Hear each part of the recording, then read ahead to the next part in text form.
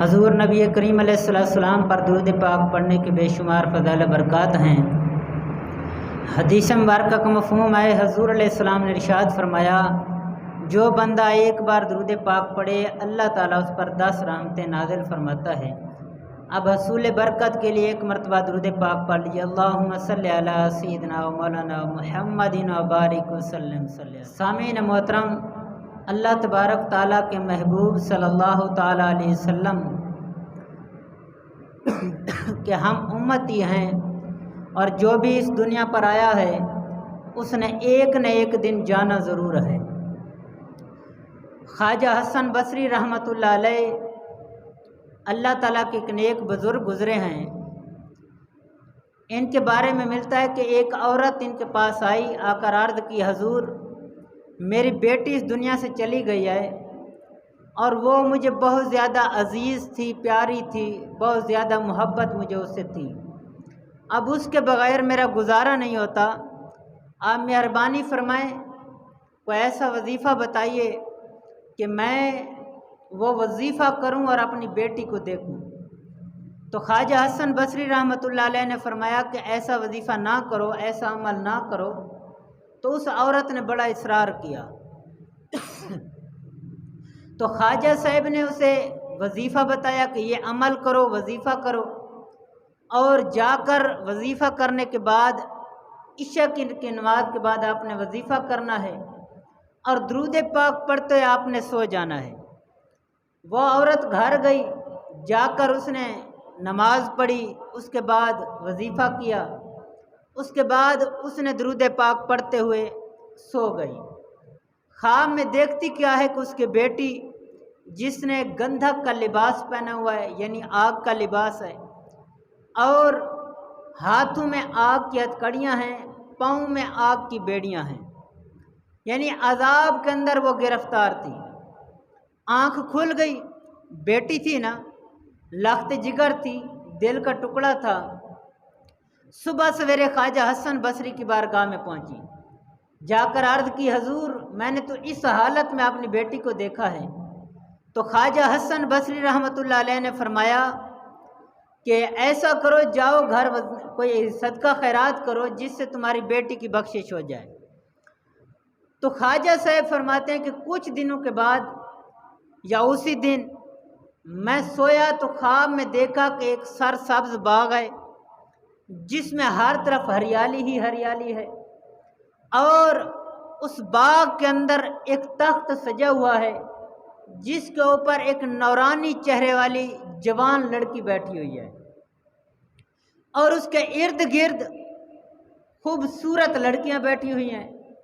تو خواجہ صاحب نے پوچھا کہ تم کون ہو؟ اس نے جواب دیا کہ میں وہی لڑکی ہوں جس کی والدہ نے تم سے وظیفہ پوچھا تھا۔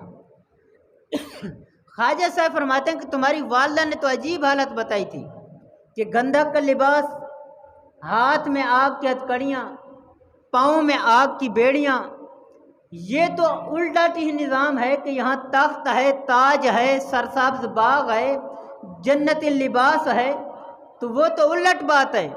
تو وہ جواب دیتی ہے، خواجہ صاحب میری والدہ نے جب پوچھا تھا تو واقعی میں اس وقت عذاب میں گرفتار تھی، اس وقت میرے جسم پر گندھک کا لباس تھا، ہاتھوں میں آگ کی ہتھکڑیاں تھیں، پاؤں میں آگ کی بیڑیاں تھیں، لیکن اسی دن یہاں قبرستان کے قریب سے ایک آدمی گزرا، اس نے ایک مرتبہ درود پاک پڑھا، سب قبرستان والوں کو بخشا، تو رب تعالیٰ نے مجھے ایک کو نہیں پورے قبرستان والوں کو تخت بھی عطا کیے ہیں، تاج بھی عطا کیا ہیں، غلام بھی عطا کیے ہیں، اور جنتی لباس بھی عطا کیا ہے۔ تو یہ برکت ہے درود پاک کی۔ تو ہمیں بھی چاہیے کہ ہم کثرت سے درود پاک پڑھیں، درود پاک پڑھ کے اپنے مرحومین کو ایصال ثواب کریں، اس سے انشاءاللہ ان کی بخشش ہو جائے گی۔ تو اب حصول برکت کے لیے ایک مرتبہ درود پاک پڑھ لیجئے، اللہم صلی علی سیدنا مولانا محمد و بارک وسلم صلی اللہ علیہ وسلم۔ سامعین محترم، انسان جو ہے یہ غفلت کے اندر رہتا ہے، لیکن جب بندے کی غفلت اترتی ہے تو اس وقت بندہ بہت کچھ کھو چکا ہوتا ہے۔ آئیے ایسا ہی واقعہ غفلت کے متعلق آپ کو سناتا ہوں۔ کیونکہ ہم دنیا داری کے اندر پڑے ہیں، دنیا کو کمانے کے لیے جب ہم نے سب کچھ اپنا لگا دیا تو پھر ہم اپنے رب کو بھی بھول گئے، اپنے رب کے محبوب کو بھی بھول گئے، ہم آنے کا مقصد بھول گئے۔ تو ایسے ہی ایک شخص تھا جو بہت عبادت گزار تھا، بہت عبادت کرنے والا تھا، لیکن ایک دن اس کے ہاتھ میں سونے کی اینٹ آ گئی۔ جب سونے کی اینٹ اسے ملی تو وہ پہلے تو راتوں کو سجدے کرتا تھا، نوافل کی کثرت کرتا تھا۔ اس رات اس نے یہ سوچتے ہوئے گزار دی کہ اب سونے کی اینٹ ہے، اس کے ساتھ میں کیا کروں گا؟ گھر بناؤں گا، نوکر رکھوں گا، خادم ہوں گے، گاڑیاں لوں گا، بنگلے ہوں گے، سب کچھ یعنی عیشوں کے بارے میں سوچتا رہا۔ ساری رات گزر گئی، رب کی عبادت نہ کی۔ صبح ہوئی، کسی کام کے لیے جانا ہوا، قبرستان سے گزرا، دیکھتا کیا ہے کہ ایک شخص قبر سے مٹی اٹھا کے اینٹیں بنا رہا ہے۔ تو جب یہ دیکھا منظر کہ قبر سے مٹی اٹھا کر اینٹیں بنائی جا رہی ہیں تو غفلت کا پردہ اس کی آنکھوں سے اتر گیا۔ کہا میں اپنے رب کی نافرمانی کر بیٹھا، اسے یاد بھی نہیں کیا۔ یہاں تو یہ حالت ہے کہ جو رب کو یاد نہ کرے، غافل ہو جائے، تو پھر ان کی تو قبریں بھی سلامت نہیں رہتی۔ اور ان کو دیکھیے کہ جنہوں نے ساری زندگی اپنے رب کو یاد کیا، اپنے رب کی عبادت کی، اپنے رب کو یاد کرتے رہے، پھر ان کا مقام کیا ہوتا ہے؟ تو جنہوں نے ساری زندگی ذکر خدا کیا ہے، یہ ذکر مصطفیٰ کیا ہے، رب نے انہیں وہ شانیں دی ہیں کہ ان کی مزاروں کے اوپر بیٹھ کر لوگ قرآن بھی پڑھتے ہیں، اس کے اوپر بیٹھ کر لوگ دعائیں بھی مانگتے ہیں، رب کی بارگاہ میں عرض بھی کرتے ہیں، مالک ہم گناہگار ہیں، جن کے در پر آئے بیٹھے ہیں، یہ تو عبادت گزار تھے، تجھے راتوں کو سجدے کرنے والے تھے، دن کو روزہ رکھنے والے تھے، عبادت میں وقت گزارنے والے تھے، ہم ان کے در پر آ گئے، اب تو ہماری سن لو۔ خواجہ حسن بصری رحمت اللہ علیہ، دیکھو کتنے رب کے نیک بندے تھے۔ خواجہ پیر سواگ رحمت اللہ علیہ کو دیکھ لو، کتنے رب کے نیک بندے تھے۔ سلطان العارفین کو دیکھ لو، کتنے رب کے نیک بندے تھے۔ داتا علی حجویری کو دیکھ لو، کتنے رب کے نیک بندے تھے۔ آج ہم ان کا نام کیوں لے رہے ہیں؟ کیوں؟ ساری زندگی انہوں نے رب کو یاد کیا ہے، رب تبارک تعالیٰ نے لوگوں کے دلوں میں ان کی محبت ڈال دی۔ وہ سلطان العارفین جس کو رب تعالیٰ نے ایسی شان دی تھی، اگر سکھ ان کی قمیض کو دیکھے تو کلمہ پڑھ لیتا ہے۔ وجہ کیا ہے؟ ساری زندگی رب کو یاد کیا، رب کے محبوب کو یاد کیا، تو رب تعالیٰ نے وہ شان دی، وہ مقام دیا، وہ مرتبہ دیا کہ آپ ان کی قمیض کو بھی کوئی دیکھتا ہے تو کلمہ پڑھ لیتا ہے۔ ادھر حالت کیا ہے؟ جو ذکر خدا سے غافل رہیں، ذکر مصطفیٰ سے غافل رہیں، تو پھر ان لوگوں کی قبریں بھی سلامت نہیں رہتی۔ خواجہ پیر سواگ رحمت اللہ علیہ، ان کا چہرہ جو دیکھتا وہ دیکھ کر کلمہ پڑھ لیتا۔ کیوں؟ انہوں نے ساری زندگی ذکر خدا کیا ہے، اپنے رب کو راضی کیا ہے، تو پھر رب تبارک تعالیٰ نے شان بھی تو ویسی عطا کی ہے، مقام بھی تو ویسا عطا کیا ہے، رب تعالیٰ نے عزت بھی تو ویسی عطا کی تھی، پھر لوگ ان کے چہرے کو دیکھ کر کلمہ پڑھتے تھے۔ وجہ یہ ہوتی ہے کہ بندے کے اندر کچھ ہو تو باہر نکلتا ہے۔ مثال کے طور پر ٹھنڈے پانی کا گلاس آپ رکھیں تو اس گلاس کے باہر سے پانی کا اثر محسوس ہوگا، نظر آئے گا کہ اس کے اندر ٹھنڈا پانی ہے، وہ اپنا اثر باہر چھوڑتا ہے، دکھاتا ہے کہ میں اندر موجود ہوں۔ تو ہمارے اندر اگر ایمان ہے، ایمان پر ہم کاربند ہیں، تو پھر ہمارے چہرے سے بھی اس کی روشنی ہونی چاہیے، ہمارے کردار سے بھی اس کی روشنی ہونی چاہیے، لوگ دور سے دیکھ کر کہیں کہ یہ مسلمان ہے اور مومن آ رہا ہے۔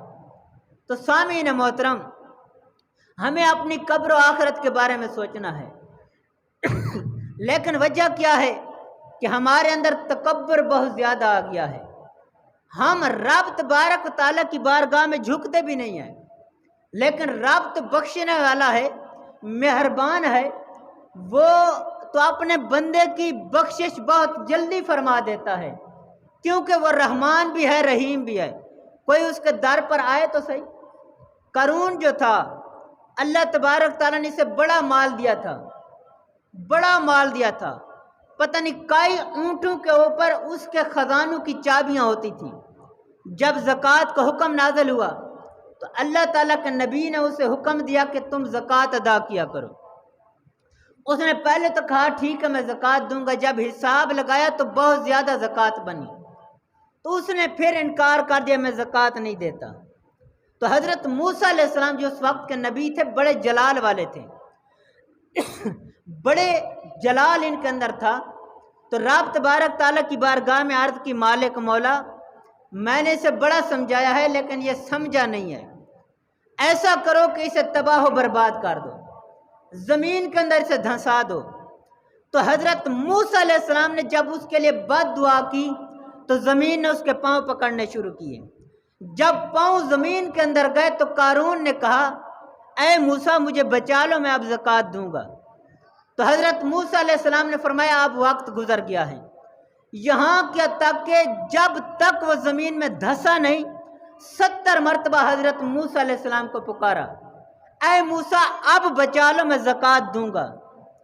तो जब हज़रत मूसा अलैहिस्सलाम ने उसे ना बचाया, ज़मीन के अंदर वो धंस गया। अब हज़रत मूसा अलैहिस्सलाम गए रब तबारक ताला से मुलाकात के लिए, हम कलाम होने के लिए। तो जब रब तबारक ताला से हम कलाम हुए तो रब तबारक ताला ने फरमाया, मूसा जलाल इतना अच्छा भी नहीं होता, वो तुझे ज़मीन में धंसने तक 70 मरतबा पुकारा है कि मुझे माफ़ कर दो, मैं माफ़ी चाहता हूँ, लेकिन तूने उसे माफ़ नहीं किया। तो अगर वो नादान मुझे एक मरतबा पुकारता और अर्ज करता, या मालिक करीम मैं भूल गया था, मुझे माफ़ फरमा दे, तो मुझे अपने रब होने की कसम है मैं उसे माफ़ फरमा देता। कि जो हज़रत मूसा अलैहिस्सलाम को 70 मरतबा पुकारा था, मूसा अलैहिस्सलाम ने उसे माफ़ ना किया, वो रब कारून जैसे नाफरमान को भी एक मरतबा पुकारने पर माफ़ फरमाने वाला है। तो सामीन मोहतरम, अगर हम अपने रब को पुकारें तो वो रब हमें कैसे नहीं माफ़ फरमाएगा। लेकिन हम अपने रब को पुकारते नहीं हैं। हमारे सीनों के ऊपर, हमारी आंखों के ऊपर, हमारे दिल के ऊपर पर्दे आ चुके हैं। वजह क्या है कि हमने गुनाह इतने किए हैं, दिल स्याह हो चुका है, तकब्बर हमारे अंदर है। हम चीज़ क्या है यार, हमारी औकात क्या है, हम क्या चीज़ हैं जो इतने हम अकड़ कर चलते हैं। कभी हमने अपनी तख्लीक के बारे में भी सोचा है कि हम कहाँ से पैदा किए गए हैं। उस नुत्फे से हम पैदा किए गए जो जिस्म से बाहर आए तो गुस्ल फर्द हो जाता है, कपड़े पर लगे तो कपड़ा नापाक हो जाता है। जब जिस्म से बाहर आए ऐसा नुत्फा है, ऐसा पानी का कतरा है, तुम कुरान मजीद को हाथ नहीं लगा सकते, मस्जिद में दाखिल नहीं हो सकते, नमाज पढ़ नहीं सकते, जिक्र अज़कार कर नहीं सकते। ऐसा कतरे से तो हमारी पैदाइश है, लेकिन हम अकड़ रहे होते हैं कि हमसे बढ़कर तो है कोई ना। तो सामीन मोहतरम, ये तकब्बर रब ताला को कभी भी मंजूर नहीं है, पसंद नहीं है। अल्लाह ताला ने हर चीज़ का तकब्बर तोड़ा है और तोड़ देता है। जब मालिक करीम ने, हदीस कुदसी है, इसे मुहय्यद्दीन अल्लामा मुहय्यद्दीन इब्नुल अरबी ने लिखा है अपनी किताब के अंदर, मिशकातुल अनवार किताब है, 101 हदीस कुदसी उसके अंदर मौजूद है। उसके अंदर यह हदीस कुदसी है कि जब अल्लाह ताला ने ज़मीन को बनाया था, ज़मीन को वसी करके बिछाया था, तो ज़मीन तकब्बर में आ गई कि रब ताला ने मुझे इतना वसी बनाया, मुझसे बढ़कर तो है कोई ना, जो चीज़ भी है मेरे ऊपर है, मैं तो इतनी ताकतवर हूँ। तो रब ताला ने फरमाया कि मुझे तकब्बर मंजूर नहीं, पसंद नहीं है, मैं तकब्बर को तोड़ने वाला हूँ। तो अल्लाह ताला ने ज़मीन का तकब्बर तोड़ने के लिए पहाड़ों को पैदा फरमाया कि जब ज़मीन बनी थी तो ये थरथराने लग गई थी, تو اللہ تعالیٰ نے میخ کے طور پر پہاڑوں کو ٹھونس دیا تھا زمین میں، یہ ایک جگہ پر ساکت ہو گئی، رک گئی، تو اللہ تعالیٰ نے زمین کا تکبر توڑا تھا پہاڑوں کے ذریعے۔ تو جب پہاڑوں نے دیکھا کہ ہم نے زمین جیسی چیز کو پکڑ لیا ہے، ساکت کر دیا ہے، ہم تو بڑے طاقتور ہیں، ہمارے اندر تو بڑی قوت ہے، تو پہاڑ تکبر کے اندر آ گیا۔ تو رب تعالیٰ نے پہاڑ کا، پتھر کا تکبر توڑنے کے لیے لوہے کو پیدا کیا کہ لوہا لاوے کی صورت میں نکلے تو پھر بھی پہاڑ کا ذرہ ذرہ کر دیتا ہے، اگر ہتھوڑے کی صورت میں آ جائے تو پھر بھی پہاڑ کا ذرہ ذرہ کر دیتا ہے۔ تو اللہ تعالیٰ نے پہاڑ کا تکبر توڑا، پتھر کا تکبر توڑا لوہے کے ساتھ۔ تو جب لوہے نے دیکھا کہ میں اتنے طاقتور پتھر کو بھی توڑ دیتا ہوں، تو لوہا خود تکبر میں آ گیا۔ تو مالک کریم نے فرمایا کہ تکبر مجھے پسند نہیں، تو لوہے کا تکبر توڑنے کے لیے رب تعالیٰ نے آگ کو پیدا کیا۔ جتنا سخت لوہا بھی ہو آگ میں ڈالو، پھر اسے جیسا چاہو پھیرتے جاؤ، وہ پھرتا جائے گا۔ تو رب تعالیٰ نے آگ کے ذریعے لوہے کا تکبر توڑ دیا۔ تو جب آگ نے دیکھا کہ لوہے جیسی سخت چیز کو میں نے ختم کر دیا ہے، تو آگ تکبر میں آ گئی۔ تو مالک کریم نے آگ کا تکبر توڑنے کے لیے پانی کو پیدا کیا۔ پانی ایسی چیز ہے جتنی چاہے آگ لگی ہو، پانی ڈالو بجھ جاتا ہے، آگ ختم ہو جاتی ہے۔ تو پانی نے دیکھا میں آگ کا ستیہ ناش کر دیا ہے، آگ کو میں نے ختم کر دیا، تو پانی خود تکبر میں آ گیا کہ مجھ جیسا طاقتور تو ہے کوئی نہ۔ تو اللہ تعالیٰ نے پانی کا تکبر توڑنے کے لیے بادلوں کو پیدا کیا۔ ہزاروں من پانی اٹھا کر وہ ہوا سے ہیں، وہ ہوا کا جھونکا جو ہے وہ ہزاروں من اٹھا کر چل پھرتا ہے، جہاں چاہے چلا جاتا ہے۔ تو اللہ تعالیٰ نے پانی کا تکبر توڑنے کے لیے بادل کو پیدا کیا۔ تو جب بادل نے دیکھا کہ میں نے پانی جیسی طاقتور چیز کو جو جہاں جائے تباہی مچا دیتا ہے، گھروں کو ختم کر دیتا ہے، بستیاں اجاڑ دیتا ہے، شہر تباہ و برباد کر دیتا ہے، سب کچھ غرق کر دیتا ہے، میں نے اس کا تکبر توڑ دیا ہے، اس کو اٹھا کر پھر رہا ہوں۔ تو بادل جب تکبر میں آیا تو رب تعالیٰ نے ہوا کو پیدا کیا کہ یہ بادل جو پانی اٹھا کر ہزاروں من کھڑا ہے، جا جہاں مرضی ہے اسے لے جا، ہوا کا جھونکا آتا ہے اسے اٹھا کر دور پھینک دیتا ہے۔ تو پھر جب ہوا نے دیکھا کہ میں تو اتنی طاقتور ہوں، تو ہوا خود تکبر میں آ گئی۔ دیکھیں نا کتنی چیزیں تکبر میں آئیں۔ تو جب ہوا تکبر میں آئی تو رب تعالیٰ نے انسان کو پیدا کیا کہ اے انسان زمین پر بیٹھ جا، جا ہوا کو حکم دے، وہ تمہاری تابع ہو جائے گی۔ حضرت سلیمان علیہ السلام اللہ تعالیٰ کے نبی ہیں، بشری صورت میں بھی ہیں، کرتے کیا ہیں؟ ہوا کو حکم دیتے ہیں، اپنے کام کرواتے ہیں۔ ہوا کو حکم دیتے ہیں میرا تخت اٹھاؤ تو وہ اٹھا لیتی ہے، ہوا کو حکم دیتے ہیں کہ مجھے وہاں جگہ پر پہنچا دو تو وہ پہنچا دیتی ہے۔ تو اللہ تعالیٰ نے ہوا کا تکبر انسان کے ذریعے توڑا، تو انسان خود متکبر ہو گیا کہ مجھ جیسا تو ہے کوئی نہ، میں پتہ نہیں کیا کیا کر سکتا ہوں۔ انسان خود تکبر میں آ گیا۔ جب انسان تکبر میں آیا تو رب تعالیٰ کو تکبر تو پسند نہیں۔ رب تعالیٰ نے انسان کا تکبر توڑنے کے لیے نیند کو پیدا کیا۔ جو اپنے آپ کو بہت کچھ سمجھتا ہے نا، نیند کیا حالت میں اگر وہ اپنی حالت دیکھے کہ میں کس حال میں ہوں تو پتہ نہیں وہ اپنے آپ کو کیا سمجھے گا کہ جو اتنا طاقتور ہے اس وقت پتہ نہیں کس صورت میں پڑا ہوتا ہے، اسے دنیا جہان کا پتہ نہیں ہوتا، حالت اور پوزیشن اس کی کیا ہوتی ہے۔ اللہ تعالیٰ نے کیا کیا؟ اس نے انسان کا تکبر توڑنے کے لیے نیند کو پیدا کیا۔ تو جب نیند نے انسان کا تکبر توڑا تو وہ نیند خود تکبر میں آ گئی کہ مجھ جیسی تو چیز کوئی نہیں، جس نے انسان کو بھی وہ ریزہ ریزہ کر دیا، غیر حالت میں کر دیا۔ تو اللہ تعالیٰ نے نیند کا تکبر توڑنے کے لیے بیماری کو پیدا کیا۔ جب بیماری آتی ہے تو نیندیں ختم ہو جاتی ہیں، پھر گولیاں بھی کھائی جاتی ہیں، حربے بھی کیے جاتے ہیں، نیند آتی نہیں۔ تو رب تعالیٰ نے نیند کا تکبر توڑ دیا بیماری کے ساتھ۔ تو جب بیماری کے ساتھ نیند کا تکبر ٹوٹا نا تو بیماری پھر تکبر میں آ گئی۔ تو اللہ تعالیٰ نے بیماری کا تکبر توڑنے کے لیے موت کو پیدا کر دیا کہ ٹھیک ہے یہ بڑی تکبر کر رہی ہے تو جا اس کو بھی ختم کر دے۔ جس انسان کو بیماری لگتی ہے، ایک وقت آتا ہے انسان فوت ہو جاتا ہے، تو پھر کیا ہوتا ہے، وہ بیماری بھی ختم ہو جاتی ہے، جو انسان کو تھی وہ ختم ہو گئی۔